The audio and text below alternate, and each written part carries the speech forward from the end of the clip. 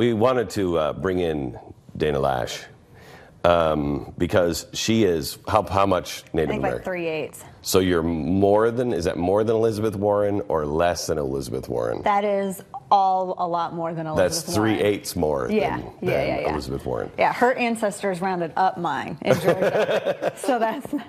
Where were your ancestors from? They were from Georgia, and then they were relocated to Oklahoma. They were like the second wave that went over. There were like 2 different waves of Cherokee. My grandfather came from Cherokee.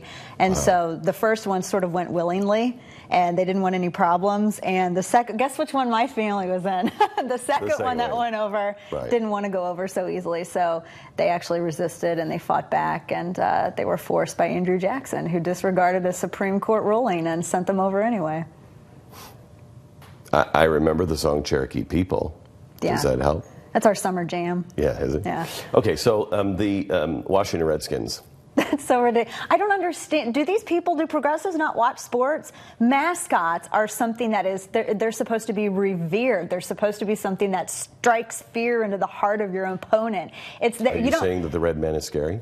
I'm saying that it's an American icon. The American Indian, I think of self-sufficient people. I think of something that is to be revered. That's what I think. And I think that having them as the mascot. Well, that was the whole point of. It was the whole point. Of the you Redskins don't have the Washington Pansies. You have the Washington Redskins. I know, but the first coach was Native American. Right. That's why they named it that. Right. So it was meant as something good. Get off the sports thing though, and let's talk about this for a minute. The patent and the trademark are American. That was done by us. Right. And that's what set us apart. Is when you were a serf, you'd come up with something new. The lord of the manor would just take it. Just take your property. Because he had the money, he had the access, and he would get rich, and you would have nothing. So here in the United States, we developed the patent and the trademark. Right. Quintessentially American.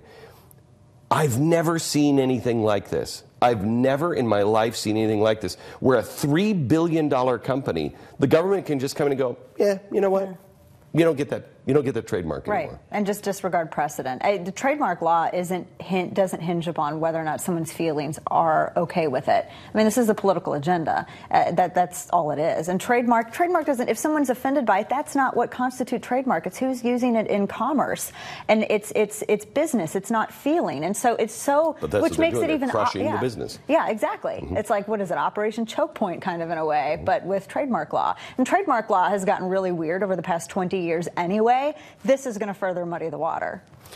So I said a few years ago, this is during Bush, I said, I warn you, there's coming a time, things will come at you so fast, you won't be able to keep up with it, and you'll get up one day and you'll say, I don't even recognize my country anymore. Yeah.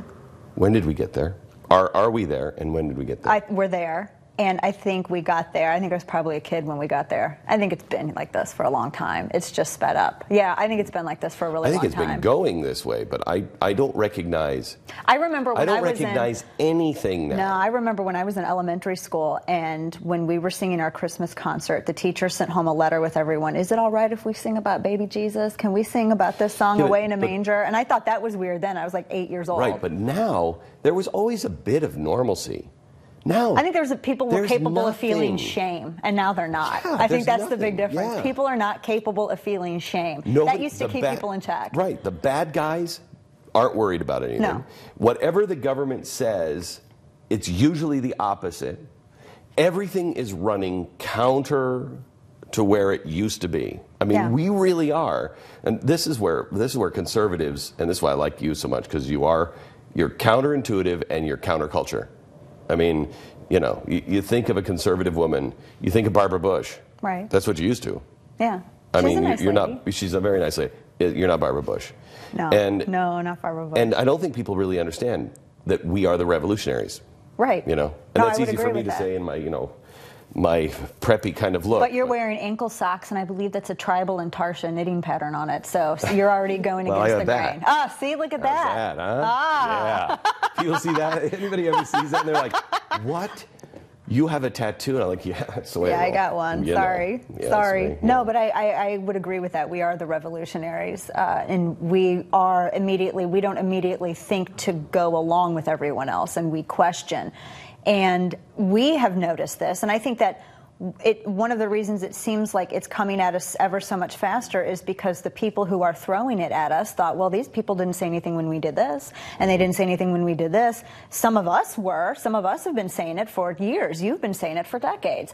But now everyone else is kind of waking up to it, and so now they feel overwhelmed because they're just now jumping in. Okay, Dana is going to be filling in for me as I go on vacation. Then we have some other things. When I come back, I'll show you what's behind the doors of Studio 19 that we've been working on. Some really cool things to announce later on this summer. And I have a really fascinating story. Talk about big government and regulation. Hair braiders. The state of Missouri is going after people who braid hair because they don't like them. It's the most bizarre thing I've ever heard of. Okay. All right. And you don't recognize your country. All right. Also.